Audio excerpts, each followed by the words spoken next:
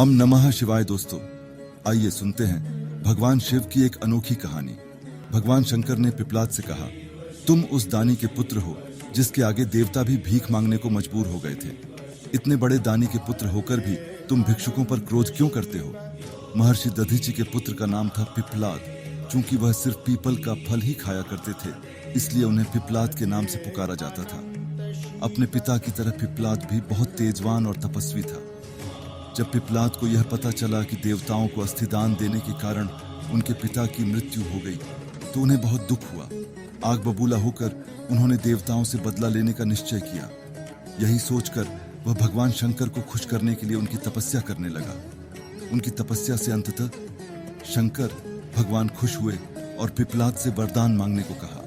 पिपलाद ने भगवान से प्रार्थना की, हे आशुतोष, मुझे ऐसी शक्ति दो जिससे मैं देवताओं से अपने पिता की मृत्यु का बदला ले सकूं। भगवान शंकर तथास्तु कहकर अंतर्ध्यान हो गए। उनके अंतर्ध्यान होने के तुरंत बाद वहां एक काली कलूटी लाल लाल आंखों वाली राक्षसी प्रकट हुई।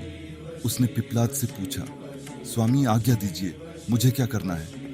पिपलाद ने गुस्से में कहा, सभी देवताओं को मार डालो। आदेश मिलते ही राक्षसी पिपलाद की तरफ झपट पड़ी। पिपलाद अचंभित हो चीख पड़ा, यह क्या कर रही हो? इस पर राक्षसी ने कहा, स्वामी, अभी अभी आपने ही तो मुझे आदेश दिया है कि सभी देवताओं को मार डालो। मुझे तो सृष्टि के हर कण में किसी न किसी का वास नजर आता है। सच तो यह है कि आपके शरीर के हर अंग में भी कई देवता दिख रहे हैं मुझे, और इसीलिए मैंने सोचा कि क्यों न शुरुआत आपसे ही करूं। पिपलाद भयभीत हो उठे। उन्होंने फिर से भगवान शंकर की तपस्या की। भगवान फिर प्रकट हुए। पिपलाद के भय को समझकर उन्होंने पिपलाद को समझाया, वत्स, गुस्से में आकर लिया गया हर निर्णय भविष्य में गलत ही साबित होता है।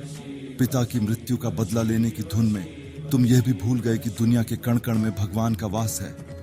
यह सुनते ही पिपलाद का क्रोध शांत हो गया और उन्होंने भगवान से क्षमा मांगी। इस तरह एक बार फिर देवत्व की रक्षा हुई।